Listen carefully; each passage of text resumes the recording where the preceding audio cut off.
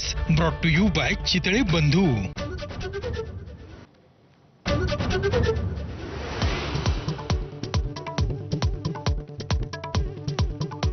आमची वाटचाल सरळ आहे, तिरकी नाही। उपमुख्यमंत्री एकनाथ शिंदेंची शरद पवारांच्या वक्तव्यावर प्रतिक्रिया।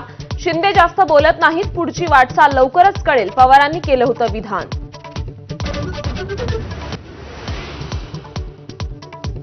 वाळू तस्करी थांबली नाही तर जिल्हाधिकारी आणि पोलीस अधीक्षक जबाबदार। वाळू माफियांविरोधात महसूल मंत्री चंद्रशेखर बावनकुळे आक्रमक। अवैध वाळू उत्खनन वाहतूक करणाऱ्यांना एमपीडीए लावण्याचे निर्देश। डीजी प्रवेश ऑनलाईन ॲपवर नोंद करणाऱ्यांनाच मंत्रालयात प्रवेश। येत्या 15 ऑगस्टपासून मंत्रालयासाठी नवे नियम लागू। स्मार्टफोन नसणाऱ्यांसाठीही नव्या कार्यप्रणालीसाठी प्रयत्न।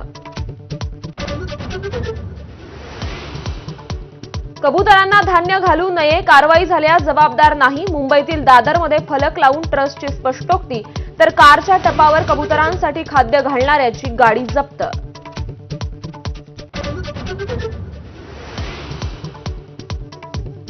पुणे ते नागपूर दरम्यान धावणाऱ्या वंदे भारतला पंतप्रधान नरेंद्र मोदी दाखवणार हिरवा झेंडा। 14 ऑगस्टपासून प्रत्यक्षात प्रवास करता येणार। सांस्कृतिक राजधानी ते उपराजधानी मधलं अंतर अवघ्या 12 तासांवर।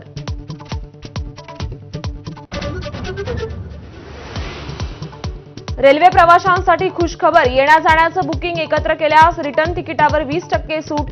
फेस्टिवल स्पेशल आणि नियमित मेल आणि एक्सप्रेस गाड्यांसाठी योजना। करवीर निवासिनी अंबाबाईचं मंदिर उद्या आणि परवा बंद राहणार। देवीच्या मूळ मूर्तीवर तातडीनं संवर्धन प्रक्रिया करणार। अंबाबाईच्या उत्सव मूर्तीचं दर्शन घेता येणार।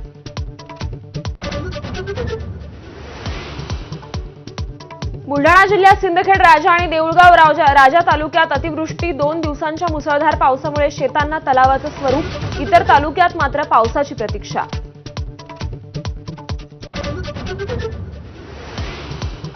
ठाणे वर्षा मॅरेथॉनमध्ये उपमुख्यमंत्री एकनाथ शिंदेंसह खासदार नरेश म्हस्केंसह मनपा आयुक्त धावले। मॅरेथॉनमध्ये जवळपास 25,000हून अधिक धावपटूंचा सहभाग। जम्मू काश्मीरमध्ये शिंदेंच्या सेनेचं ऑपरेशन टायगर। ठाकरेंच्या शिवसेनेच्या राज्यप्रमुख मनीष सहानींचा आज शिंदे सेनेत प्रवेश होणार असल्याची चर्चा। कालच सहानी यांनी घेतली होती उदय सामंतांची भेट।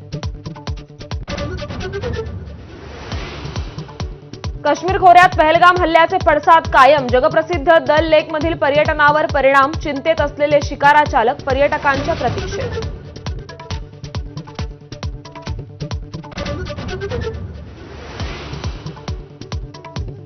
नमस्कार, मी श्रुती कुलकर्णी। आपण पाहता एबीपी माझा। या बुलेटिनमध्ये आपलं स्वागत। बुलेटिनच्या सुरुवातीला एक महत्त्वाची बातमी आहे विद्यार्थ्यांसाठी। 9वी साठी ओपन बुक एक्झाम घेण्याचा एक मोठा निर्णय सीबीएसईने घेतलाय। यानुसार